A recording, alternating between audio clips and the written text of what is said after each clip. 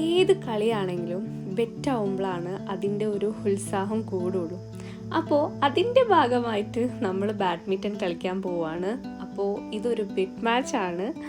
ഇതിൻ്റെ ബെറ്റ് എന്താന്ന് വെച്ചാൽ വേറെ ഒന്നുമല്ല, ബാഡ്മിൻ്റൺ കോർട്ടിൽ ആരാ തോറ്റ ടീം അവർ രണ്ടുപേരും ചേർന്നിട്ടാണ് പേ ചെയ്യേണ്ടത്. അങ്ങനെ 2 ടീമായിട്ടാണ് നമ്മൾ പിരിഞ്ഞത്. പ്രോ കളിക്കാരൊന്നും അല്ല, എന്നാലും ചെറുതായി കളിക്കാനൊക്കെ അറിയാം.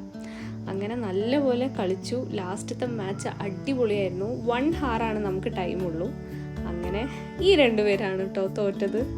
ഏട്ടനുള്ളതുകൊണ്ടായിരിക്കും എൻ്റെ ടീം ജയിച്ചത് എന്ന് പറയാം.